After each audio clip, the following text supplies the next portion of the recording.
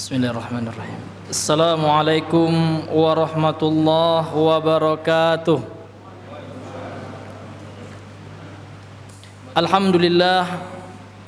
Alhamdulillahi ala ihsanih wa syukru lahu ala taufiqihi wa amtinanih. Asyhadu an la ilaha illallah wahdahu la syarikalah ta'ziman li sya'nih. Wa ashhadu anna Muhammadan abduhu wa rasuluh ad-da'i ila ridwanih. Allahumma salli wa sallim wa barik alaihi wa ala alihi wa ashabihi wa ikhwanih. Ya ayuhan nas ittaqu rabbakumul ladzi khalaqakum min nafsin wahidah wa khalaqa minha zawjaha wa bassa minhuma rijalan katsiran wa nisaa wattaqullaha alladzi tasaaluna bihi wal arham innallaha kana 'alaikum raqiba. Ya ayyuhalladzina amanu taqullaha haqqa tuqatih wa la tamutunna illa wa antum muslimun. Ya ayyuhalladzina amanu taqullaha wa qulu qawlan sadida yuslih lakum a'malakum wa yaghfir lakum dhunubakum wa may yuti'illah wa rasulahu faqad faza fawzan 'azima. Amma ba'd, fa inna asdaqal hadithi kitabullah wa khairal hadi nabiyyina Muhammadin sallallahu alaihi wasallam wa syarral umuri muhdatsatuha wa kullu muhdatsatin bid'ah wa kullu bid'atin dhalalah wa kullu dhalalatin finnari. Nas'alullah salamata wal afiyata minha.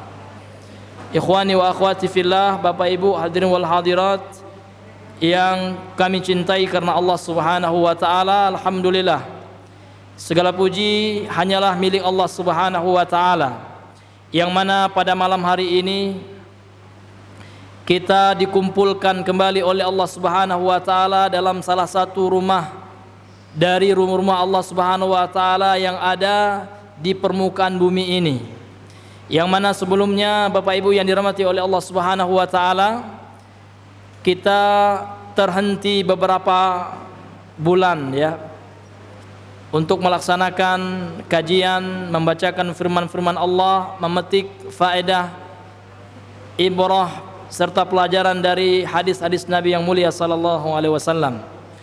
Dan pada hari ini, pada malam hari ini, Allah Subhanahu wa taala telah mengumpulkan kita. Semoga apa yang kita lakukan pada malam hari ini adalah betul-betul murni ikhlas, mengharapkan pahala di sisi Allah Subhanahu wa taala. Dan kita berdoa kepada Allah Subhanahu wa taala, semoga Allah memperbaiki niat kita dan amalan kita. Kemudian salam dan salam Bapak Ibu, marilah senantiasa kita aturkan kepada Allah supaya dicurahkan kepada nabinya, kepada rasulnya tercinta Nabi Muhammad sallallahu alaihi wasallam. Allahumma shalli ala Muhammad wa ala ali Muhammad. Seperti yang telah kita bahas sebelumnya, Bapak Ibu yang dirahmati oleh Allah Subhanahu wa taala, kita membaca serta menjelaskan dan mengambil pelajaran serta faidah dari kitab Umdatut Tafsir. Ya, kitab Umdatut Tafsir, Mukhtasar Tafsir Ibnu Katsir ya, sebagai ringkasan daripada tafsir Al-Imam Ibnu Katsir yang disusun oleh Syekh Ahmad Syakir rahimahullahu taala. Bapak Ibu yang dirahmati oleh Allah Subhanahu wa taala, yang mana yang kita rasakan pada hari ini, kita sama-sama mengetahui bahwasanya kita sedang ditimpa berbagai fitnah, baik itu berupa ujian dari Allah Subhanahu wa taala, berupa musibah pandemi corona yang menimpa dunia pada hari ini. Namun fitnah yang paling besar sebenarnya Bapak Ibu yang dirahmati oleh Allah Subhanahu wa taala bukanlah fitnah yang menimpa dunia kita, bukanlah kematian yang dirasakan oleh saudara-saudara kita. Sebenarnya ada lagi fitnah yang lebih besar yang menimpa jiwa-jiwa kita, yaitu fitnatun fid din, fitnah dalam agama, fitnah syubhat. Inilah sebenarnya yang paling berbahaya, hadirin yang dimuliakan oleh Allah Subhanahu wa taala. Sehingga dalam sebuah hadis yang dikeluarkan oleh Imam Abu Daud hadis yang sangat populer yang diriwayatkan oleh sahabat Al-Irbad bin Sariyah. Sahabat ini mengatakan, "Shalla bina Rasulullah sallallahu alaihi wasallam dzata yaumin." Suatu ketika pernah Rasulullah salat bersama kami, menjadi imam, memimpin salat kami. Thumma aqbala alaina. Setelah Rasulullah menunaikan salatnya, beliau menghadap kepada kami. Ini sunnah ketika salat imam itu aqbala alal ma'mumin, ya harus menghadapkan wajahnya kepada makmum. Thumma aqbala alaina. Kemudian Nabi Rasulullah menghadap kepada kami. Fawa'adhana mau'izatan balighatan. Setelah itu Rasulullah sallallahu alaihi wasallam memberikan nasihat kepada kami dengan nasihat yang sangat menyentuh hati. Dikatakan dalam hadis ini, dalam redaksinya, mau'izatan balighatan. Mau'izah, nasihat, pelajaran yang sangat mendalam, sehingga dzarafat min hal uyun, sehingga nasihat tersebut Bapak Ibu yang dirahmati oleh Allah Subhanahu wa taala membuat mata-mata kami mengalir. Artinya air mata kami mengalir saking dalamnya, saking dahsyatnya nasihat yang disampaikan, pelajaran yang disampaikan oleh Nabi yang mulia sallallahu alaihi wasallam. Wa wajilat minhal qulub, dan bergetar hati-hati kami karena mendengar nasihat yang disampaikan oleh Nabi yang mulia sallallahu alaihi wasallam. Faqala qailun, lantas salah seorang dari para sahabat yang mendengarkan nasihat Nabi ketika itu bertanya, "Ya Rasulullah, wahai Rasulullah, ka'anna hadhihi mau'izatu muwaddi'in." Seolah-olah yang kau sampaikan ini wahai Rasulullah adalah nasihat terakhir, nasihat perpisahan, seolah-olah engkau akan meninggalkan kami wahai Rasulullah SAW. Coba kita bayangkan Bapak Ibu, coba kita rasakan kalau seandainya posisi kita waktu itu di hadapan kita Rasulullah, dan seolah-olah nasihat yang akan disampaikan oleh Nabi itu adalah nasihat yang terakhir kali. Mungkin beliau tidak akan lagi memberikan nasihat, mungkin beliau telah meninggalkan sahabat atau dicabut nyawanya oleh Allah Subhanahu wa taala. Tentulah itu akan membuat mata kita menangis, membuat hati kita berkecamuk, bergetar, hadirin yang dimuliakan oleh Allah Subhanahu wa taala. Maka sahabat mengatakan, lantas perawi hadis mengatakan, sahabat Al-Irbad bin Sariyah ini, fata'idu ilaina ya Rasulullah, berilah nasihat, wasiat kepada kami wahai Rasulullah. Faqala, lantas Nabi bersabda, usikum bitaqullah, aku wasiatkan kepada kalian untuk bertakwa kepada Allah. Ketika perasaan sahabat yang begitu berkecamuk, yang diliputi rasa sedih, hadirin, para sahabat meneteskan air mata mereka. Para sahabat meminta nasihat, meminta wasiat. Maka Rasulullah mewasiatkan yang pertama kali, kata Nabi dalam hadis yang panjang ini, usikum bitaqwallah, aku wasiatkan kalian untuk selalu bertakwa kepada Allah. Wassam'i wat ta'ah, kemudian aku wasiatkan kalian untuk senantiasa taat, mendengar dan taat. In abdan habasyian, dalam riwayat yang lain, wa in istu'mila alaikum abdan habasyian, meskipun kalian dipimpin oleh pemimpin yang berasal dari hamba saya, abdan, budak, yang berasal dari negeri Habasyah, sekarang negeri Ethiopia, negeri Afrika, meskipun yang memimpin kalian itu adalah seorang budak. Dalam riwayat yang lain dikatakan meskipun dia zalim, wa in akhadha malaka wa daraba dhahraka, meskipun pemimpin itu mengambil secara zalim hak kalian, merampas harta kalian, memukul punggung kalian, selama dia muslim, sabar gitu. Makanya di antara prinsip akidah Ahlus Sunnah wal Jamaah yang dituliskan dalam kitab-kitab akidah, ya, adalah as-sam'u wat ta'atu li ulatil umur, ya kan, mendengar dan taat kepada pemerintah muslim.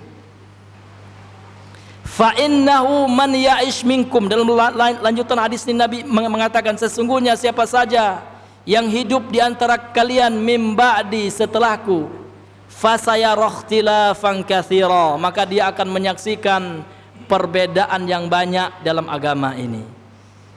Akan membuat dia bingung, kata Ustadz si fulan begini ya, hukumnya ini. Kata Ustadz si fulan yang lain hukumnya seperti ini. Ini sudah dijelaskan oleh Nabi, sudah disampaikan oleh Nabi Pak 1400 tahun yang lalu ya kan, lebih ya kan, lebih kurang 1400 tahun yang lalu Nabi telah yang menyampaikan ini. Maka jangan kita bingung Pak, kalau seandainya kita melihat sekarang kata Ustadz ini pula ya kan, kata Ustadz itu ini pula gitu kan. Nabi telah mengkabarkannya, fasayara ikhtilafan katsira, kalian akan menjumpai banyak ikhtilaf, perbedaan-perbedaan dalam agama ini. Namun adakah solusi yang disampaikan oleh Nabi? Ada dalam kelanjutan hadis yang panjang ini. Maka Nabi mengatakan, fa'alaikum bisunnati, maka wajib bagi kalian untuk berpegang teguh dengan sunnahku. Bagaimana cara kita berpegang teguh dengan sunnah kalau kita nggak paham yang sunnah Nabi itu yang mana? Maka di sini butuh belajar. Maka itu wajibnya kita belajar sunnah gitu, supaya kita tahu ini sunnah Nabi enggak. Jangan samakan seperti sebagian dari saudara kita ya kan. Kan sunnah itu kan sunat Islam, kalau dikerjakan dapat pahala, bukan itu maksudnya.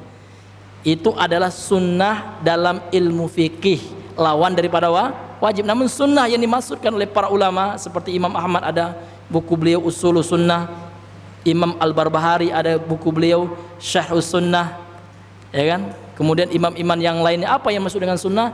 Sunnah yang di situ maksudnya ada at-tariq ya, jalannya Rasul sallallahu alaihi wasallam. Ya kan, kullu ma udhifa ila Nabi sallallahu alaihi wasallam, setiap yang disandarkan kepada Nabi, min qaulin au fi'lin au taqririn, baik itu perkataan, perbuatan ataupun yang ditetapkan oleh Nabi, yang disetujui oleh Nabi. Ini yang dimaksud dengan sunnah gitu. Jadi kita memahami agama ini dengan sunnah Nabi, artinya dengan cara Nabi gitu. Ya, karena inilah jalan keluar ketika kita melihat banyak perselisihan di dalam memahami agama ini. Maka kata Nabi, kembali kepada sunnahku, berpegang teguh, fa'alaikum bisunnati. Kemudian tidak cukup hanya berpegang teguh dengan sunnah Nabi, dilanjutkan oleh hadis ini, wa sunnati al-khulafa'ir rasyidin al-mahdiyina min ba'di, dan sunnahnya para khulafa ar-rasyidin, ini adalah pemukanya para sahabat gitu. Jadi yang maksud dengan sunnahnya para sahabat itu apa? Maksudnya itu adalah caranya para sahabat di dalam memahami sunnah Nabi yang mulia sallallahu alaihi wasallam.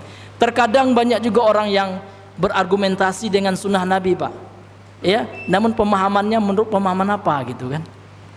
Apakah sunnah itu dia pahami dengan sebagaimana sahabat memahaminya gitu, ataukah dia pahami dengan logikanya? Ini hadirin yang dimuliakan oleh Allah Subhanahu wa taala. Bahkan ada juga di antara kaum muslimin yang berdalil, berargumentasi dengan Al-Quran malahan ya. Zikir berjamaah itu dalilnya ya, dalam Al-Quran Allah mengatakan wadhkurullaha ya kan, wadhkuruni ya kan, azkurkum ya kan, washkuruli wala wadhkuruni. Di situ karena waw dalam bahasa Arab itu ada waw ya, wawul jamaah yang menunjukkan jamak banyak gitu. Artinya apa? Allah kata dia nih kan, memerintahkan kita untuk berzikir secara berjamaah gitu. Maka kita lihat ya, ada nggak para sahabat yang memahami seperti itu? Ada satu nggak? Adakah satukah riwayat saja dari sahabat yang meriwayatkan Nabi habis sholat kemudian sholatnya dipimpin? Ada nggak? Itu pertanyaannya.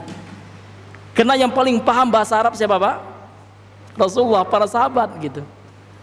Nah, maka pemahamannya tidak seperti itu. Terkadang banyak orang yang berdalilkan dengan Al-Quran, hadis, namun pemahamannya paham dia sendiri gitu. Disitulah letak kesalahan dan ketergelinciran di dalam memahami agama ini. Maka butuh kita metodologi. Metodologi itulah yang dikatakan dengan manhaj. Bagaimana kita memahami agama Islam ini, yaitu dengan metode manhajnya Rasulullah dan para sahabatnya. Bagaimana itu Pak Ustadz manhajnya Rasulullah dan para sahabat? Butuh kita belajar manhaj gitu Pak. Maka butuhnya seseorang itu untuk mempelajari agama Islam itu, bagaimana cara beragama yang baik, bagaimana metodologi beragama yang baik. Kemudian setelah itu Nabi mengatakan tamassaku biha, pegang teguh dengan sunnah Nabi dan sunnah sahabat itu. Wa'addu 'alaiha bin nawajidh, kemudian ditegaskan lagi oleh Nabi, dan gigitlah dengan gigi gerahammu. Kenapa dengan gigi geraham? nawajid, ya, dengan gigi geraham menunjukkan, ya, sesuatu yang digigit dengan gigi geraham adalah sesuatu yang keras, yang betul-betul kuat gigitannya, Pak, ketimbang kita gigit dengan gigi seri atau gigi taring kita. Maka ketika digigit dengan gigi geraham menunjukkan betul-betul kita harus sungguh-sungguh memegang teguh sunnah Nabi itu, Bapak Ibu yang dirahmati oleh Allah. Kemudian terakhir Nabi mengingatkan, ini masih teks penggalan hadis ini. Hadis ini sahih diriwayatkan Imam Abu Daud dan lain-lain. Wa iyyakum wa muhdatsatil umur. Dan berhati-hatilah kalian dari perkara baru dalam agama ini. Fa inna kulla muhdatsatin bid'ah. Karena setiap perkara baru itu adalah bid'ah. Sahabat mendengar kata-kata ini, Pak, menangis sahabat, Pak. Padahal di zaman sahabat itu belum ada bid'ah. Namun zaman kita sekarang, kita menyampaikan di majelis taklim bid'ah, kita dibully. Ya, itulah bid'ah pula yang disampaikan. Subhanallah. Bagaimana perbandingan kita dengan sahabat? Padahal Nabi setiap khutbah beliau senantiasa mengingat, belum ada bid'ah di zaman Nabi itu, belum ada, Pak. Di zaman Nabi masih hidup itu, bid'ah itu terjadi setelah kurun yang ketiga, setelah atba'ut tabi'in. Baru datanglah bid'ah qadariyah, bid'ah jam'iyah, jahmiyah. Kemudian al-asyairah, maturidiyah gitu. Kenapa Nabi begitu menyampaikannya, selalu diulang-ulang oleh Nabi? Karena itu sangat berbahaya, Bapak Ibu yang dirahmati oleh Allah Subhanahu wa ta'ala. Maka jangan alergi seorang muslim. Ini adalah mustalah, ya. Ini istilah yang keluar dari lisan Nabi. Kita hanya menyampaikan apa yang disampaikan oleh Nabi yang mulia sallallahu alaihi wasallam. Maka untuk itu Bapak Ibu yang dirahmati oleh Allah Subhanahu wa taala, maka al-makhraju, ya kan, jalan keluar minal fitan fi akhir zaman, daripada fitnah yang menimpa di akhir zaman ini adalah ar-ruju' ila sunnatin nabi wa sunnati as-sahabah. Kita kembali pemahaman agama kita kepada sunnah Nabi dan sunnahnya, pemahamannya para sahabat. Kalau itu kita lakukan, insyaallah kita akan mendapatkan janji dari Allah dalam surah At-Taubah, di antara At-Taubah ayat yang ke-100 itu, was-sabiquna awwaluna minal muhajirin wal ansar walladzina tabauhum bi ihsan radhiyallahu anhum wa radu'an wa a'adda lahum jannatin tajri tahtahal anhar gitu. Dan orang-orang yang terdahulu, wasabiqunal awwalun, orang-orang yang terdahulu minal muhajirin wal ansar, dari kalangan muhajir dan ansar, para sahabat ini, ya kan, walladzina tabauhum bi ihsan, dan orang-orang yang mengikuti cara beragama mereka dengan baik. Apa yang akan mereka dapatkan? Radhiyallahu anhum wa radu anhu, ya kan, mereka ridho kepada Allah dan Allah juga ridho, ya kan, kepada mereka. Allah ridho kepada mereka, mereka juga ridho kepada Allah. Wa a'adda lahum, dan Allah telah menyediakan bagi mereka jannatin tajri tahtal anhar, surga yang mengalir di bawahnya sungai-sungai. Maka Bapak Ibu, ya kan, kita mengikuti cara beragamanya Rasulullah dan para sahabat semata-mata tidak lain dan tidak bukan adalah untuk mendapatkan surganya Allah Subhanahu wa ta'ala. Baiklah Bapak Ibu yang dirahmati oleh Allah Subhanahu wa ta'ala, kita kembali melanjutkan pembahasan kita dari masih tafsir surah Al-Fatihah, ya. Pada pertemuan kita yang lalu kita telah masuk kepada ayat yang keempat dari surah Al-Fatihah, yaitu Maliki Yaumiddin. Sebagaimana yang telah kita jelaskan, ada dua bacaan yang masyhur di tengah-tengah para qurra, ya, orang ahli bacaan Al-Qur'an gitu, para ulama qiraat, ya. Maliki bisa ma-nya dipanjangkan dibaca Maliki, bisa juga dipendekkan. Kedua-duanya kata Imam Ibnu Katsir adalah sahih, ya. Maliki Yaumiddin atau Maliki Yaumiddin gitu. Jadi Malik sebagaimana yang telah kita jelaskan pada pertemuan yang lalu adalah bermakna penguasa, pemilik, yaum hari, ya. Ad-din di sini tidak kita artikan agama, Pak. Namun yang dimaksud dengan ad-din, karena kata-kata din itu banyak, maka kita kembali kepada ahli tafsir, ya. Ad-din itu dinamakan ada al-jaza wal hisab. Jadi maknanya maliki yaumil jazai wal hisab. Maknanya adalah Allah, ya, sang pemilik yang menguasai hari pembalasan atau hari penghisapan, hari di mana amal-amal kita nanti dihisap oleh Allah. Kebaikan kita akan dibalasi oleh Allah dengan kebaikan, karena Nabi mengatakan al jazaa'u min jinsil amal. Ya kan, balasan itu tergantung dengan jenis amal yang kita lakukan. Kalau seandainya amalan kebaikan yang kita lakukan, tentu jazaanya, balasannya tentu kebaikan pula. Sebaliknya kalau yang kita amalkan adalah amalan keburukan, tentu balasannya adalah balasan buruk pula. Setiap amalan yang kita lakukan, meskipun sebesar biji bayam, sebesar biji dzarrah, baik itu dari kebaikan maupun keburukan, nanti akan Allah perlihatkan, Pak. Allah akan hisab. Namun orang-orang yang bertobat, beristighfar, ya, memohon ampun kepada Allah, insya Allah Allah akan mengampuni dosa-dosanya kelak. Maka amalan itu Bapak Ibu tergantung di akhirnya, ya. Maka kita tidak boleh memponis, Pak. Meskipun orang itu orang kafir sekalian, nggak boleh kalau dia masih hidup itu, nggak boleh kita kata ini pasti masuk neraka, nggak boleh itu, Pak. Karena boleh jadi kan di akhir hayatnya Allah memberikan dia hidayah, dia masuk Islam, ya kan? Karena Nabi mengatakan innamal a'malu bi khawatimiha dalam hadis Sahih Muslim. Sesungguhnya amalan itu tergantung dengan akhirnya gitu. Ya, apakah kita menutup usia kita dengan husnul khatimah ataukah dengan su'ul khatimah? Makanya tidak boleh seseorang itu berbangga dengan amalannya. Masya Allah, saya sekarang rajin sholat, rajin taklim gitu ya. Si fulan ini ahli neraka ini. Ya kan, diajak taklim nggak mau, nggak boleh, Pak, doakan, nggak boleh memvonis. Dan ini juga bantahan yang cukup telak kepada teman-teman kita yang senantiasa menfitnah dakwah salafiyah atau dakwah ahlussunnah ini. Ya kan, dengan dakwah yang suka mengkafirkan, manapun kita mengkafirkan.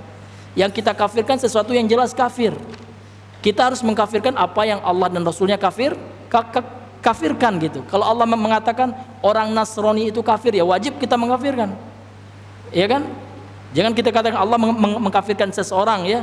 Kita katakan enggak kafir, berarti kita ingin mendustakan Allah gitu. Mendustakan Al-Qur'an. Innalladzina kafaru, Allah mengatakan, ya, di dalam Al-Qur'an, innalladzina kafaru min ahlil kitabi wal musyrikina. Ya kan?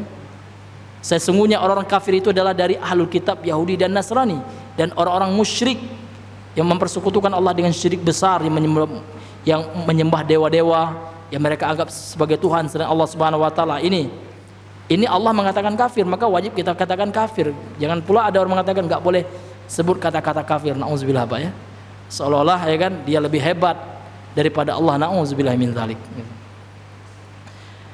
Kemudian cara sebagian ulama juga ada yang membacanya, ya, dengan menambahkan ya setelah huruf kaf, ya, maliki yaumiddin gitu, ya. Namun ini adalah bacaan yang marjuh, ya, yang lemah gitu. Ini ada memang sebagian qiraah yang membaca seperti itu, ya kan? Ada juga yang membacanya dengan bikasril lam, dengan lamnya di kasroh, ya, miliki yaumiddin, mili, ya. Jadi kan ada juga yang membacanya wabi iskaniha, dengan disukunkan lamnya, ya kan, ya,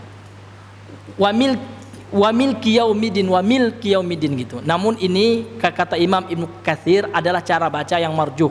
Marjuh itu artinya yang lemah. Namun yang kuat yang disepakati oleh para ulama qiraat, ya, adalah dua, apa, ya, maliki yaumiddin dengan maliki yaumiddin, dipanjangkan mimnya dan dipendekkan mimnya. Wallahu taala a'lam bisawab. Kemudian kita lanjutkan, Pak, ya. Ya, ini halaman ini yang bukunya sama dengan terbitan saya, ya. Ini terbitan pustaka apa namanya itu? Nah, ini terbitan Mesir itu, ya, dari Ibnil Jauzi ini, ya, dari Ibnil Jauzi bil Qahirah yang terbitkan di Mesir nih, Pak, ya.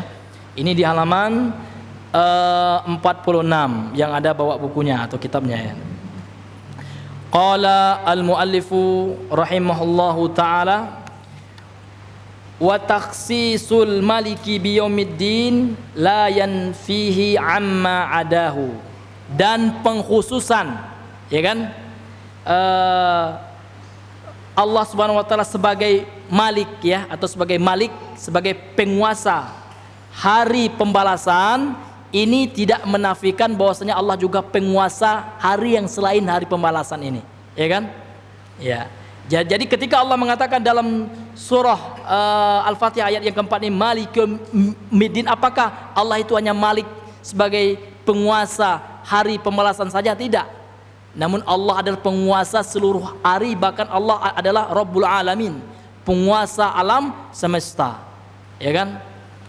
Dan alamin ini bentuk jamak, apa ya, bentuk plural gitu kan, dari kata alam. Ya, jadi alam itu kata ulama artinya adalah kullu ma siwallah, itu alam ya, segala sesuatu selain Allah itu alam, Pak. Jadi kita ini alam manusia. Hewan itu alam juga ya. Alamul hayawan gitu ya, alam hewan gitu kan. Kemudian ada namanya alamud dunia, alam dunia, ini terkaitan dengan waktu kan gitu. Ada namanya alamul barzakh atau alamul kubur ya, alam barzakh atau alam kubur. Ada alamul akhirah, ada alamul ruh, banyak alam itu. Dan Allah lah yang menciptakan, menguasai, mengatur alam semesta itu. Ini Bapak Ibu yang dirahmati oleh Allah, ini maksud yang beliau katakan. Li'annahu qad taqaddamal ikhbaru bi annahu rabbul alamin, karena sungguh sudah berlalu, sudah dijelaskan informasi khabar bahwasanya Allah itu adalah Rabbul alamin pada ayat yang sebelumnya gitu ya. Alhamdulillahi Rabbul alamin gitu. Alhamdulillah segala puji, ya kan? Namun puji sebagaimana yang telah kita jelaskan pada pertemuan yang sebelumnya, alhamdulillah itu berbeda dengan al-madhu, dengan as-sana'u, karena kata-kata pujian dalam bahasa Arab itu banyak, Pak. Bisa dengan fi'il madahat, yamdahu, bisa sana, ya kan?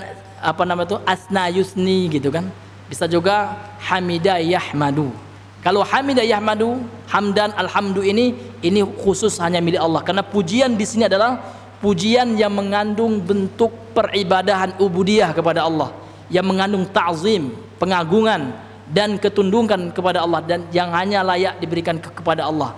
Jadi Pak, kalau seandainya antum berbahasa Arab ya dengan teman, jangan katakan ahmaduka ya sadiqi, jangan katakan seperti itu ya, saya memujimu wahai temanku, jangan ya, karena kata-kata alhamdu, hamidah ini hanya bisa kita sandarkan kepada Allah. Bisa kita amdahuka, bisa amdahuka ya sadiqi, bisa ya, saya memujimu wahai temanku ya. Ini perbedaannya, Pak ya, ini pada pertemuan yang telah kita pelajari ya.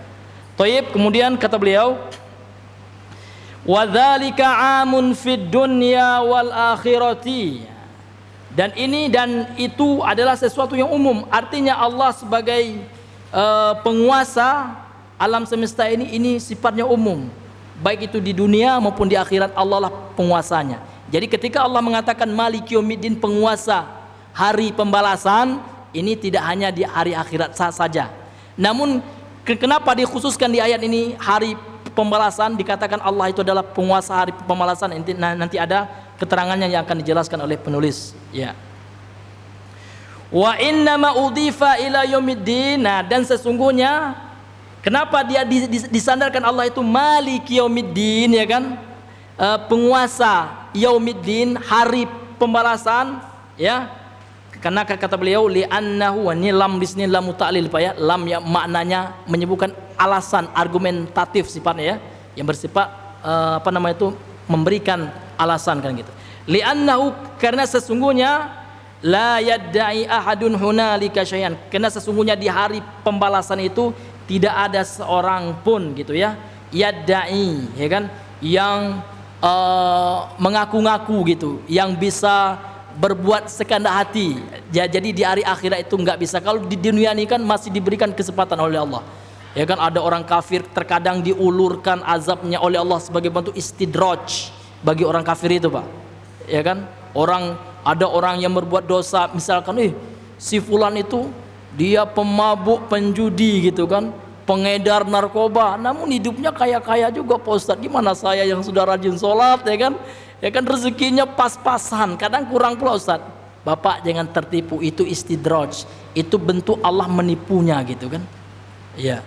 Allah biarkan mereka dengan kesesatan mereka, dzarhum ya'kulu wa yatamatta'u wa yulhihimul amalu gitu kan, fasaufa ta'lamun. Biarkan mereka makan minum ya kan, kemudian biarkan mereka bersenang-senang sementara di dunia ini dengan kehidupan dunia yang mereka sangka adalah kebahagiaan yang hakiki, padahal mereka akan mati dan mereka diombang-ambing oleh angan-angan mereka terhadap dunia ini. Fasaufa ya'lamun, ya. Kelak mereka akan mengetahui yang sebenarnya, ya kan. Alhaakumut takatsur, kata Allah. Berpoya-poya, bermegah-megah telah melalaikan kalian. Rupanya setelah itu mati rupanya, Pak. Hatta zurtumul maqabir. Ya kan, sudah enggak sholat di bulan puasa, enggak berpuasa pula, pesta minuman keras, Pak, ya kan? Menyangka dialah orang yang paling kaya. Ketika bermaksiat seperti itu, Pak, tiba-tiba datang ajalnya. Ya kan? Zurtumul maqabir, masuklah kalian ke dalam kubur. Barulah tahu kalla. Kalla itu, ya kan, kata ulama dalam tafsirnya adalah wa'idun ba'da wa'id. Ini adalah bentuk ancaman dari Allah, kecaman dari Allah Subhanahu wa taala. Sekali-kali tidak seperti yang kalian sangkakan, kata Allah. Kalla saufa ta'lamun. Sekali-kali tidak seperti yang kalian sangkakan, kalian akan mengetahui yang sebenarnya. Ketawa kalian sekarang, ya kan? Korupsi sekarang, enak kalian menipu orang. Namun ingatlah, kalian akan mengetahui kebenaran yang sebenarnya kelak. Kebenaran apa yang disabdakan oleh Nabi, kebenaran apa yang dibawa oleh orang-orang yang menyampaikan hadis-hadis Nabi. Kelak di akhirat barulah orang, oh ya pula ya, ya kan? Ya benar rupanya yang disampaikan oleh Nabi itu, ya Allah, ya. Barulah mereka akan menyesal, Pak. Namun penyesalan itu ya tidak akan bermanfaat. Rubama, ya kan, ya waddul ladzina kafaru law kanu muslimin, ya kan? Orang-orang kafir kelak ketika mereka wafat, ya kan, ketika di akhirat kelak, rubama yawaddu, ya kan, mereka itu berharap kalau seandainya mereka dahulu menjadi orang-orang Islam, orang-orang yang beriman kepada Allah. Namun sudah terlambat, Bapak Ibu yang dirahmati oleh Allah. Maka sebelum terlambat, ya kan, ketika Allah masih memberikan kepada kita kesehatan, inilah saatnya kita kembali kepada Allah, Pak. Inilah saatnya kita bertobat kepada Allah Subhanahu wa ta'ala. Yang tadinya kita malas sholat, ya kan, sekaranglah waktunya. Kita nggak tahu, Pak, boleh jadi besok lusa kematian mendatangi kita. Kita kan nggak tahu. Itu kan sirullah, ya, sir. Ini adalah betul-betul rahasia Allah Subhanahu wa ta'ala. Maka selama kita masih sehat, alhamdulillah, maka gunakan masa sehat kita untuk mendekatkan diri kita kepada Allah, melakukan aktivitas kegiatan yang berbuah pahala, Pak.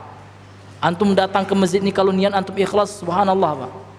Ya kan, man salaka tariqan, barang siapa yang menempuh satu jalan, antum pergi dari rumah pakai motor, ya kan, antum naik motor berkendaraan ke masjid ini, insyaallah kalau niat antum ikhlas, antum masuk dalam hadis ini, man salaka tariqan yaltamisu fihi ilman, dalam rangka untuk mencari ilmu agama, ilmu yang bersumber Al-Quran dan Sunnah, kan seperti itu. Sahalallahu lahu bihi tariqan ilal jannah, Allah akan memudahkan dengannya jalannya ke surga. Itulah yang kita kehendaki. Karena dunia ini sementara, Pak. Betapa kaya pun orang itu, Pak, ya kan, mungkin dia seperti Bill Gates gitu ya, orang yang terkaya di dunia itu, maka kekayaannya itu, Pak, cuma ketika dia hidup, Pak. Berapalah usia kita? Adakah sekarang kita ini, Pak, yang berusia 100 tahun? Jarang, Pak. Bahkan sensus, ya kan, saya pernah baca itu di kumparan.com itu, ya kan, jumlah tahun 2020 jumlah seluruh umat manusia yang ada di negara Indonesia ini sekitar 270 juta, Pak. Yang berumur 75 tahun ke atas itu kira-kira cuman 2 juta orang gitu. Ya kan? Maka yang paling banyak itu yang 20 jutaan itu yang umur 30 sampai 30 tahun. Nah, 30 sampai 35 tahun itu bisa Bapak cek di kumparan.com gitu, Pak, ya. Artinya apa, Pak? Maha benar sabda Nabi pernah mengatakan a'maru ummati ma baina sittin wa sab'in gitu. Wa qalla ma yatajawazu minhu, umurnya umatku itu ma baina sittin, di antara 60 tahun dan 70 tahun, dan sangat sedikit yang melampaui itu, begitu kan? Nah, ini terbukti dengan sensus, ya kan, yang dilakukan oleh pihak riset dalam mendata kependudukan di Indonesia ini, Pak. Maka menunjukkan, Pak, dunia ini sebentar sekali, Pak. Sesaat. Di akhirat 1000 tahun, ya kan? Di dunia 1000 tahun, di akhirat cuma sehari, Pak. Ya kan? fi yaumin alfasanatim mimma ta'udun, ya kan? Satu hari di akhirat itu seperti alfasanah, sama dengan 1000 tahun yang kalian hitung, yang kalian lalui di dunia ini. Maka jangan sampai dengan kehidupan dunia yang sementara ini Pak, kita rela menggadaikan kehidupan yang maha selama-lamanya, maha abadi, maha hakiki, yaitu ketika di akhirat. Makanya Allah banyak dalam Al-Quran telah mengatakan kepada kita, walal akhiratu khairul laka minal ula, wal akhiratu khairu wa abqa, ya kan? Akhirat itu lebih baik daripada permulaan dunia ini. Akhirat itu lebih baik dan lebih kekal. Sadaqallah, maha benar Allah apa yang Allah Subhanahu wa taala firmankan. Kemudian Bapak Ibu yang dirahmati oleh Allah Subhanahu wa taala, kemudian alasannya juga kenapa dikhususkan penyandaran dalam ayat yang keempat dari surah Al-Fatihah itu, Allah penguasa hari pembalasan. Yang pertama disebutkan oleh beliau, ya, supaya tidak ada orang yang bebas bertingkah laku, bebas mengaku-ngaku gitu kan. Di hari pembalasan itu, wala yatakallamu ahadun illa bizni, dan tidak ada seorang pun yang bisa berbicara kelak, Pak. Jadi di hari pembalasan kelak nggak ada yang bebas ngomong, Pak, illa biiznihi, kecuali setelah diizinkan oleh Allah Subhanahu wa taala. Dalilnya disebutkan oleh beliau dalam ayat yang lain, ya kan? Di antaranya ya dalam ayat surah yang pertama dalam juz Amma itu ya, surat An-Naba gitu kan. Yauma yaqumur ruhu wal malaikatu saffa. Ya, di hari yang mana ar-ruh di sini maksudnya Ruhul Amin, malaikat Jibril, ya kan? Di hari yang mana malaikat Jibril dan para malaikat yang lainnya saffa, ya kan? Berdiri bersaf-saf. La yatakallamun, mereka tidak ada seorang pun yang berbicara illa man adzina lahu rahman, kecuali yang telah mendapatkan izin dari Allah Ar-Rahman, wa qala shawaba, dan dia mengatakan yang benar gitu. Malaikat saja, makhluk yang dekat dengan Allah, la ya'sunallah ma amarhum wa yaf'aluna ma yu'marun, yang tidak pernah bermaksiat kepada Allah, ya kan, terhadap apa yang Allah perintahkan, dan selalu melaksanakan apa yang Allah perintahkan, kan seperti itu. Mereka saja para malaikat waktu itu, Pak, nggak ada yang berani ngomong gitu, apalagi kita manusia, apalagi orang kafir ya. Gimana mau ngomong ya, sudah ketakutan luar biasa, Pak. Kalau kita baca hadis-hadis tentang dahsyatnya perjalanan kelak di hari akhirat itu, Pak, luar biasa. Dan lebih panjang lagi fase kita di akhirat, Pak. Di situ ada namanya kita dikumpulkan di padang mahsyar, ada di situ hari penimbangan amal, ada pula di situ nantinya hari kita melihat kematian disembelih di hadapan kita yang Allah wujudkan dalam bentuk kabasy, domba, ya kan? Kemudian hari meniti sirat, banyak lagi yang akan kita lalui. Makanya Abu Hurairah diriwayatkan dalam asar yang sahih yang disandarkan kepada Abu Hurairah radhiyallahu anhu, ketika beliau hendak meninggal, beliau menangis. Apa yang engkau tangiskan wahai Abu Hurairah? Ma yubkika ya Abu Hurairah? Sahabat Abu Hurairah mengatakan, apa yang membuat engkau menangis gitu? Maka beliau mengatakan, amalku sedikit, kata beliau, ya kan? Padahal, ya kan, perjalanan masih panjang. Meskipun aku meninggal di dunia ini, masih banyak perjalanan yang akan kita tempuh. Belum lagi di alam kubur, Pak. Di alam kubur kalau kita meninggal ya, kita harus menunggu sampai hari kiamat, dan kita nggak tahu gitu kan, kapan hari kiamat. Mungkin hari kiamat tahun sekian, tahun sekian, nggak ada yang tahu, ya kan. Ya kan, la ya'lamuha illallah, tidak ada yang tahu tentang kapannya hari kiamat itu kecuali Allah Subhanahu wa taala.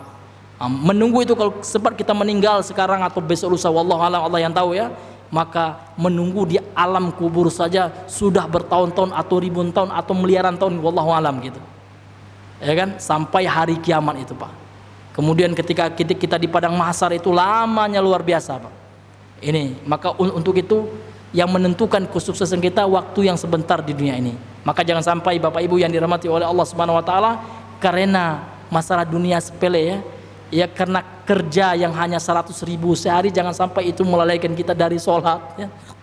Ada orang ya, berapalah gajinya ya, dilalaikannya sholat subuh, ya kan? Padahal sunnah subuh saja ya, seperti yang sering kami sampaikan, ini lebih baik daripada dunia dan sisi, lebih berharga di sisi Allah gitu, dari dunia dan sisinya. Cuman sholat sunnah subuh, qobliyah subuh gitu, apalagi sholat subuhnya itu, subhanallah.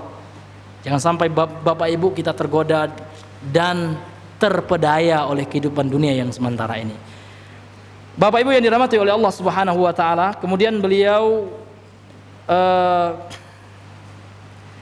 melanjutkan wa qala ta'ala wa khasha'atil aswatu lirrahmani fala tasma'u illa hamsa, dan suara-suara tertunduk di sisi Allah ketika di hari kiamat itu. Fala tasma'u, dan tidaklah engkau mendengar illa hamsa, kecuali hanya berupa bisikan. Wa qala ta'ala yauma ya'ti la takallamu nafsun illa biiznih, pada hari ketika datangnya hari pembalasan itu, la takallamu, tidak ada yang berbicara satupun jiwa, ya, satupun yang berjiwa, malaikat, manusia, siapapun, jin, ya. La takallamu nafsun, tidak ada satupun jiwa yang berbicara illa biiznihi, kecuali dengan izinnya, dengan izin Allah Subhanahu wa taala. Faminhum syaqiyun, di antara manusia jin itu ada yang celaka, masuklah nauzubillah min dzalik ke dalam nerakanya Allah. Wa sa'idun, ada yang berbahagia memperoleh surganya Allah Subhanahu wa taala. Kemudian kata beliau nukilkan asar, ya, dari Imam Ibnu Abbas. Asar itu, Pak, perkataan yang disandarkan kepada sahabat. Ya, ini biasa dalam ilmu hadis dikenal dengan istilah asar gitu. Ya. Wa an Ibnu Abbasin qala, dari Ibnu Abbas dia telah berkata, yaumuddin yaumul hisab. Nah, ini makna daripada yaumuddin itu. Hari din itu adalah hari perhitungan amal gitu, Pak. Adalah yaumul hisab lil khalaiqi, ya kan, bagi seluruh makhluk Allah Subhanahu wa taala, yang mana ketika di dunia diperintahkan untuk beribadah kepada Allah Subhanahu wa taala, kecuali hewan, tumbuhan ini tidak dihisab oleh Allah Subhanahu wa taala, kecuali ada dalil-dalil yang mengkhususkan, ya, yang mengkhususkan nantinya, ya, seperti, ya, riwayat yang mengatakan pengkisosan, nantinya ada hewan yang melakukan kezoliman dengan hewan yang lain, nanti akan dikisos oleh Allah. Setelah kisos itu mereka dikembalikan dengan asal penciptanya, yaitu dikembalikan ke tanah gitu, karena hewan itu diciptakan juga oleh Allah Subhanahu wa taala dari tanah gitu. Wa huwa yaumul qiyamah, dan dia adalah hari kiamat.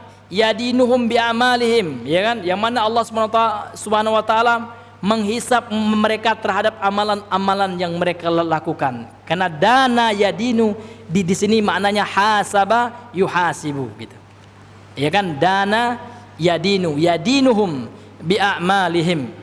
In khairan fa khair, kalau seandainya amalan yang mereka lakukan adalah amalan kebaikan, maka balasannya juga khair, juga kebajikan. Sebaliknya, wa in syarran fasyarr, kalau seandainya keburukan yang kita lakukan di dunia ini, maka yang akan kita dapatkan nanti di akhirat juga keburukan, Bapak Ibu yang dirahmati oleh Allah Subhanahu wa taala. Illa man 'afa anhu, kecuali orang yang dimaafkan darinya, orang yang mendapatkan ampunan dari Allah Subhanahu wa taala. Maka dijelaskan di dalam hadis yang sahih, ya kan, setiap kita nantinya akan menghadap Allah Subhanahu wa taala. Walaisa bainahu turjuman, dan tidak ada antara dia, walaisa bainahu wa bainallahi turjuman, tidak ada penterjemah, ya kan, tidak ada perantara. Allah akan berbicara kepada kita, dan waktu itulah Allah Subhanahu wa taala memperlihatkan semua amalan-amalan yang kita lakukan, ya kan, baik itu amalan kebaikan maupun amalan keburukan yang kita lakukan gitu. Ya. Orang-orang yang bertobat kepada Allah, yang beristighfar kepada Allah, ya kan, maka akan ditutupi nantinya dosanya oleh Allah ketika hari Arad, ya, hari diperlihatkannya amalan itu, ya kan. Makanya makna daripada secara bahasa istighfar, ya, itu maknanya, ya, diambil dari kata ghafaro, itu yang artinya adalah sataro, Pak, menutupi gitu, Pak.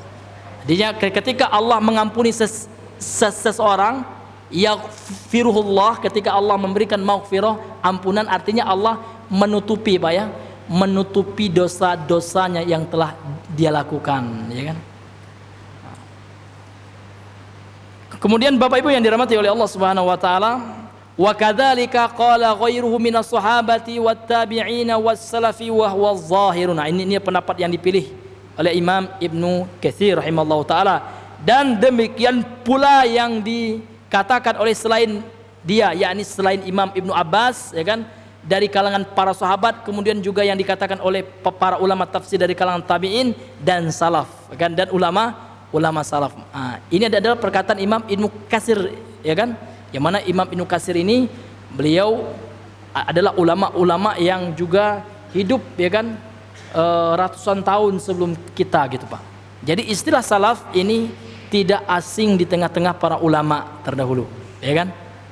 Maka terkala ada orang yang mengatakan, ya kan, salafi itu ginilah, bahkan na'udzubillah min zalik Pak, ya, semoga diberi hidayah seseorang, ya, yang mengatakan, bahkan disebar di media sosial, ya, salafi itu seperti Yahudi ortodok, katanya, na'udzubillah min zalik, ya.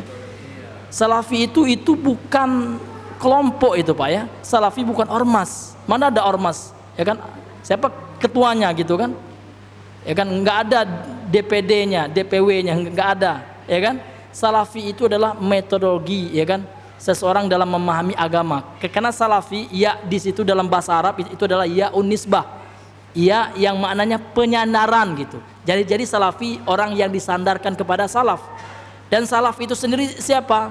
Rasulullah, para sahabat, tabi'in, atba'ut tabi'in, dan para a'immah, para imam yang beragama sesuai dengan cara beragama Rasulullah dan para sahabatnya, ya kan. Maka kalau kita tahu makna salafi itu, tentu kita tidak akan menghujat gitu Pak, karena kita semua pasti mau mengikuti Rasulullah. Tidak mungkin, ya, ada di antara kaum muslimin sekarang ini yang mengatakan saya nggak mau beragama sesuai dengan Rasul dan para sahabat. Nggak mungkin nih Pak, ya, mustahil gitu. Pasti kita semua, itulah yang salafi itu. Ketika Anda mengatakan Anda mau beragama sesuai dengan agamanya Nabi, agamanya sahabat, berarti Anda salafi gitu.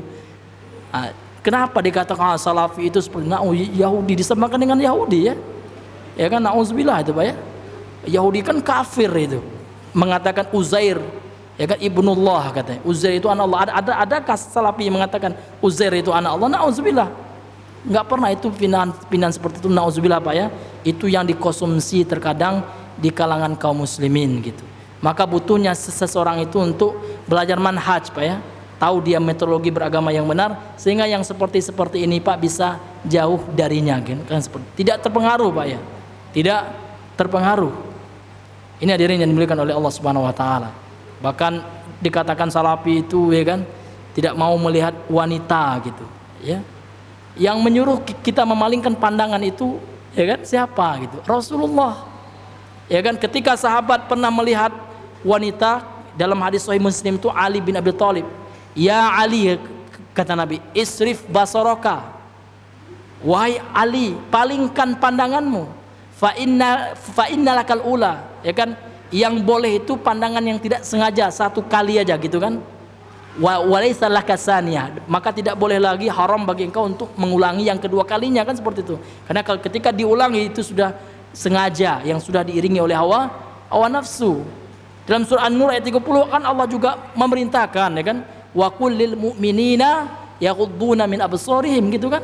Katakan kepada laki-laki yang beriman, ini orang yang beriman gitu. Sifat laki-laki yang beriman itu yaghudduna min absarihim, hendaknya mereka menundukkan ghaddul basar gitu kan, menundukkan pandangan mereka dari yang haram dilihat, kan, seperti itu.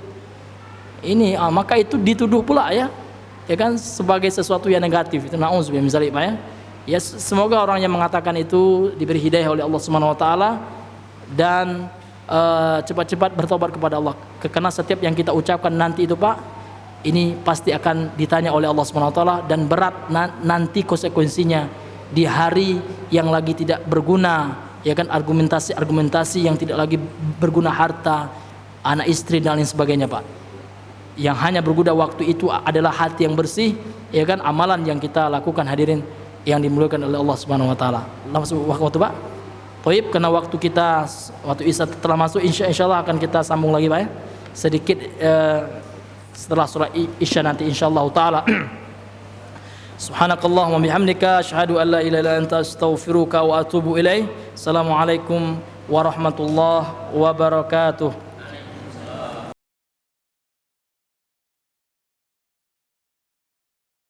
Bismillahirrahmanirrahim. Assalamualaikum warahmatullahi wabarakatuh. Alhamdulillah.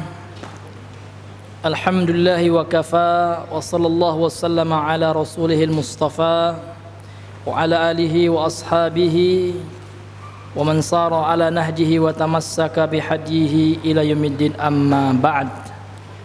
Tayyib ayuhal hadirun wa ayatuhal hadirat, Bapak Ibu hadirin wal hadirat, marilah kita kembali melanjutkan sedikit dari yang kita telah paparkan sebelum sholat Isya tadi. Kemudian Bapak Ibu yang dirahmati oleh Allah Subhanahu wa taala, wal maliku fil haqiqati huwallahu azza wa jalla. Dan penguasa secara hakikat, penguasa yang sebenarnya itu adalah siapa, Pak? Allah Subhanahu wa taala. Qala ta'ala, sebagaimana firman Allah dalam surah Al-Hasyr ya. Sering kita dengar imam bawa ya surat ini, ayat yang pendek ini ya. Allah Subhanahu wa taala berfirman, "Wallahu alladzi la ilaha illa huwal malikul quddusus salam." Ila akhir ayat. Dialah Allah Subhanahu wa taala yang tidak ada ilah sesembahan yang berhak disembah secara benar illa huwa, kecuali Dia. Jadi di antara nama-nama Allah itu ada Al-Maliku ya, yang menguasai, yang merajai alam semesta gitu. Al-Quddus, ini di antara Asmaul Husna ya. Dan zat yang maha suci. As-Salam, zat yang maha membawa keselamatan gitu. Kemudian wa fi sahihaini an Abi Hurairah marfu'an, dan di dalam sahihain, dalam Sahih Bukhari dan Muslim dari Abu Hurairah secara marfu'. Apa yang maksud dengan secara marfu' ini, Pak? Ini adalah pembagian hadis ditinjau dari sisi kepada siapa disandarkan hadis itu. Kalau hadis itu disandarkan kepada Nabi namanya hadis marfu'. Kalau disandarkan kepada sahabat namanya apa? Mauquf. Kalau disandarkan kepada tabi namanya maqtu'. Ini dalam mustalah Pak ya, kita pelajari itu ya. Pembagian hadis dilihat dari sisi kepada siapa disandarkan. Ilaman usnida ilaih. Gitu kan? Aqsamul hadis bi'tibari ilaman usnida ilaih. Pembagian hadis berdasarkan kepada siapa dia diisnadkan atau disandarkan. Ini hadis marfu', berarti ini disandarkan kepada Nabi gitu, dan dia sahih gitu. Kata Nabi yang mulia sallallahu alaihi wasallam, akhna usmin indallahi rajulun tasamma bi malikil amlak wala malika illallahu. Nama yang paling hina, akhna ini maknanya kata ulama ya, kata ulama lughah, ulama bahasa, akhna ini sama dengan azallu, ya kan? Nama yang paling zalil, yang paling hina, rendah di sisi Allah adalah seseorang rajulun tasamma, yang bernama, yang namanya itu adalah Malikul Amlak, raja dari para raja lagi ya, atau dalam bahasa kita raja di raja gitu Pak ya. Ini nggak boleh Pak, haram kalau ada nama anak kita raja maha diraja misalkan dalam bahasa Indonesia, harus kita robah Pak. Ini termasuk akhna usmin indallah, nama yang paling hina di sisi Allah. Ini bukan saya Pak ya, Ustaz itu keras sekali ya, dikit-dikit hina. Saya cuma menyampaikan Pak ya, mentransfer terjemahan hadis ini Pak. Hadis sahih oleh Imam Bukhari Muslim gitu. Jadi kalau ada anak kita bernama raja maha diraja, ini harus kita rubah Pak, mencari Abdul Malik, enggak apa-apa ya. Hambanya Malik, hambanya Al Malik, zat yang menguasai gitu, zat yang merajai kan gitu. Wala malika illallah, tidak ada penguasa yang sebenar penguasa Pak ya. Ada juga penguasa seperti Malik Salman ya, namun raja sementara yang daerah kekuasaannya pun terbatas di Saudi Arabia kalau negara kerajaan gitu. Ya kan? Ada Raja Malik Muhammad bin Said ya di Dubai. Nah, gitu. Ada pula raja di Qatar, di Qatar. Ada pula raja di Bahrain, itu negara yang kerajaan gitu kan. Nah, kalau di Indonesia presiden lah gitu. Ini Malik di sini secara dikatakan di sini secara kiasan saja gitu. Ya, ini akan dibahas oleh penulis Imam Ibnu Katsir dan diringkas perkataan beliau. Maksudnya diringkas ini Pak bukan isinya diringkas enggak, tapi yang diringkas di sini kalau seandainya ada hadis-hadisnya yang mana ada hadis dhaif gitu. Karena ulama itu Pak tidak juga semua yang sempurna gitu. Terkadang pun ada yang salah dikoreksi oleh ulama yang lain gitu Pak. Ya, dan Imam Ahmad bin Syakir, Syekh Ahmad Syakir, beliau mentahqiq dan mentakhrij, mengeluarkan, mengkoreksi hadis-hadis dalam kitab tafsir Ibnu Katsir ini Pak ya. Disaring hadisnya, diteliti lagi sanad-sanadnya, kualitas hadisnya. Kemudian di sini kita bisa lihat di hasyiahnya, di footnote-nya, kualitas hadis-hadis yang ada di kitab tafsir yang utuh ya, karangan atau tulisan Imam Ibnu Katsir Abul Fida rahimahullah taala. Wa fi ma 'inda Rasulillah sallallahu alaihi wasallam, dan di dalam keduanya ini hadis yang kedua ya. An Rasulillah, ani Rasulillah sallallahu alaihi wasallam, masih dari Nabi sallallahu alaihi wasallam, dan ini juga hadis sahih bisa dilihat ya. Dan di hasyiahnya, di catatan kakinya, di footnote-nya, Sahih Bukhari Muslim juga. Qala, Rasulullah telah bersabda, yaqbidullahu al-arda wa yatwi as-samaa'a bi yaminihi thumma yaqula aina mulukul ardi ainal jabbaruna ainal mutakabbirun. Kemudian Allah Subhanahu wa taala, kata Rasulullah, itu akan menggenggam ya Pak ya, akan menggenggam bumi, digenggam oleh Allah. Wa yatwis sama, kemudian langit akan dilipat oleh Allah Subhanahu wa taala biyaminih, dengan tangan kanannya. Ustadz, ini mujassim ini ya, yang telah menjisimkan Allah. Maka kita jawab, Pak ya, kami meyakini apa yang tertulis oleh Nabi, apa ini yang disampaikan. Kalau Nabi mengatakan Allah itu punya tangan, ya kita katakan seperti itu, ya kan? Kami tidak mengatakan Allah punya tangan, enggak, tapi kami mengimani ketika Allah mengatakan dia punya tangan, dan ketika nabinya mengatakan Allah punya tangan, dan kami tidak menyerupakan Allah dengan tangan makhluknya. Karena Allah juga mengatakan dalam ayat yang lain, laisa kamitslihi syai'un wa huwas samiul basir, tidak ada suatu pun yang sama dengan Allah. Dan Allah Maha Sami', Maha apa? Mendengar, Basir, Maha melihat. Sami' manusia juga mendengar. Ya, ente menetapkan enggak, yakin enggak Allah mendengar? Iya yakin. Berarti antum menyamakan dengan makhluk ke dong, mujassimah juga dong, gitu kan? Ya, karena makhluk juga mendengarkan, mendengarnya Allah beda dengan. Begitu juga jawaban kita, kan tangannya Allah beda dengan makhluk. Karena kita prinsipnya Ahlussunnah wal Jamaah menetapkan apa yang Allah tetapkan. Ya kan, dalam Al-Qur'an ada hadisnya, kita tetapkan seperti itu. Ya, tanpa kita palingkan maknanya. Sarful makna an haqiqati, itulah yang disebut dengan ta'wil. Bi ghairi ta'wilin, tanpa kita mentakwil, wala takyifin, tanpa kita menanyakan bagaimananya. Bagaimana sih tangan? Enggak boleh, haram. Ya kan? Karena Imam Malik pernah ditanya tentang istiwa, ya kan? Al istiwa maklum, kata beliau. Istiwa itu ya kan diketahui maknanya secara bahasa gitu. Wasu'alu anhu bid'atun, menanyakan bagaimana ya duduknya Allah, istiwanya Allah tuh, itu bid'ah gitu ya, seperti itu Pak ya. Wal kaifiyatu majhulatun, dan kaifiyahnya, caranya, ini bagaimana tangannya, ini majhulah, enggak ada yang tahu, hanya Allah Subhanahu wa taala yang tahu. Karena kita pun enggak bisa melihat Allah di dunia, bagaimana kita tahu bagaimana tangannya Allah kan? Hanya Allah yang tahu. Kita hanya menetapkan nusbitu ma asbatahullah min sifatihi wa asma'i, kita hanya menetapkan apa yang Allah tetapkan, itu saja Pak, tanpa kita mentakwil, tanpa kita menanyakan bagaimananya, wa bi ghairi ta'til, tanpa kita menolaknya, wa bi ghairi tamtsilin, dan tanpa kita mentamtsil, menyamakan dengan sifatnya makhluk, dengan anggota tubuhnya makhluk. Nah, inilah yang dipahami oleh para sahabat. Maka tidak ada Pak ya, ada nggak asar yang sahih ini dari sahabat Pak yang sahih? Sahabat mengatakan tangan itu adalah kudroh atau kekuasaan, atau tangan Allah itu majaz, katanya kata kiasan. Makna yang sebenarnya tangan Allah itu adalah nikmah, ya kan?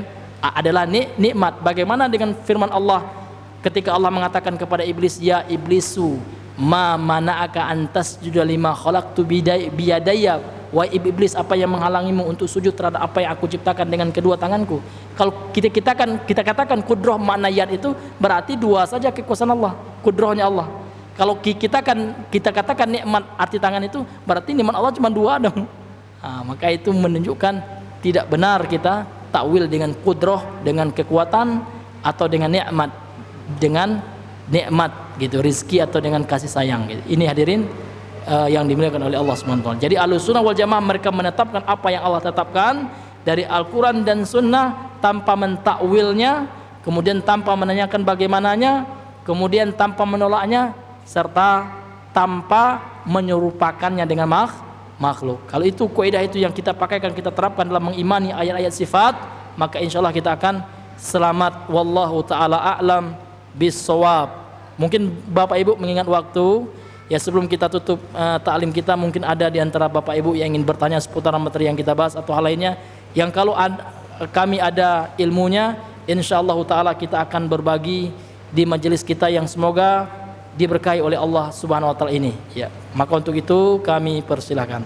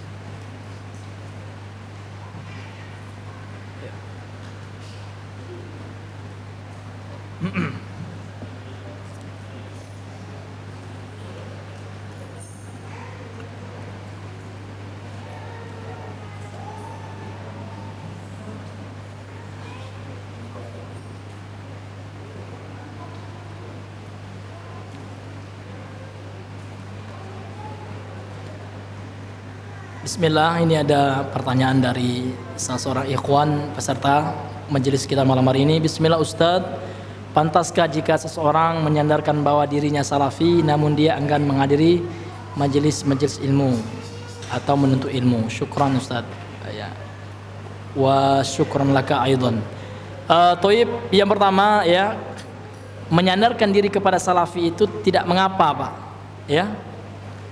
Dan itu hukumnya boleh gitu, ya. Maka tidak ada ulama yang mengatakan bid'ah gitu kan, karena Nabi nggak ada mengatakan saya salafi gitu kan gitu. Istilah salafi itu muncul Pak ketika munculnya kelompok-kelompok yang menyelisih salaf gitu. Ketika munculnya kelompok Qadariyah, kelompok Khawarij, ya kan, sekte-sekte yang menyimpang, maka munculnya Syiah. Maka untuk membedakan itu, ya kan, maka ada istilah Ahlussunnah wal Jamaah, pengikutnya istilahnya Sunni, kemudian ada Salafiyah, pengikutnya adalah Salafi, ada pengikut Ashabul Athar, pengikutnya ada Athari, kemudian ada At-Taifah Al-Mansurah, dan banyak nama-namanya Pak, ya kan. Dan ulama mengatakan al-ibratu bil haqaiqi wala bil musammayat, ya. Yang menjadi ibrah, yang menjadi tolak ukur itu adalah pengamalan kita gitu. Bukan hanya sekedar penamaan. Banyak orang yang menamakan dirinya salafi, ya Pak ya. Ya, namun bermudah-mudahan ya di dalam hal-hal yang melanggar unsur manhaj salaf. Banyak orang yang mengatakan, ya saya salafi ya, namun dia juga, ya kan, namun di satu sisi, ya kan, dia juga membela dai-dai yang menyebarkan faham Asy'ariyah, ya kan, duduk mesra dengan mereka, tidak mengingkari kesalahannya, tidak mengingatkannya gitu. Ini suatu kesalahan hadirin yang dimuliakan oleh Allah Subhanahu wa taala. Maka orang-orang yang menisbahkan kepada salaf, maka konsekuensinya dia harus mengikuti manhaj salaf dan mengamalkan dalam kehidupannya gitu. Namun sekarang salafi itu kan tidak maksum Pak, oknumnya tidak maksum. Terkadang mungkin dia lupa, mungkin tergelincir ya kan dalam kesalahan seperti itu. Mungkin juga teman kita ya ada yang juga bermanhaj salafi namun dia mungkin lagi futur gitu kan, lagi malas untuk menghadiri majelis ilmu, maka tugas kita lah sebagai teman menasihatinya, kita yang mengingatkannya gitu Pak. Adik, apakah pantas dia dikatakan salafi selama dia tidak melakukan hal-hal yang melanggar prinsip manhaj salaf? Maka jawabannya dia tetap salafi meskipun dia lagi futur ya. Jangan kita katakan bukan salafi lagi, nggak ngaji, jangan Pak ya. Tapi kalau seandainya dia sudah mengkafirkan pemerintah misalkan, nah itu bisa kata-kata antum khariji gitu kan ya, antum bermakna khawarij sekarang kan, mengkafirkan pemerintah yang antum sangka tidak berhukum dengan hukum Allah kan, seperti itu. Padahal pemerintah itu muslim gitu kan, padahal antum belum menegakkan hujah, mungkin dia ada penghalang-penghalang dari takfir yang antum lakukan. Nah ini hadirin yang dimuliakan oleh Allah SWT. Atau dia ikut pengajian yang membolehkan bertabaruk dengan orang meninggal, mencari berkah di kuburan-kuburan yang mereka sangka selamat. Nah itu, ini sudah berubah manhajnya menjadi manhaj sufi gitu kan ya, yang mencari keberkahan kepada sesuatu yang tidak ada dalilnya, bahkan menjerumuskan ke dalam kesyirikan, na'udzubillahi min dzalik ini. Jadi jawabannya untuk penaja yang semoga dirahmati oleh Allah SWT, selama teman antum itu masih mengamalkan prinsip-prinsip akidah dan manhaj salaf, maka kita katakan dia seorang salafi. Meskipun dia lagi futur, maka tugas antum adalah untuk menasihatinya, untuk memotivasinya untuk kembali bersemangat menuntut ilmu syar'i. Wallahu taala a'lam bishawab. Ada lagi Pak? Kalau enggak ada tutup lagi. Ya.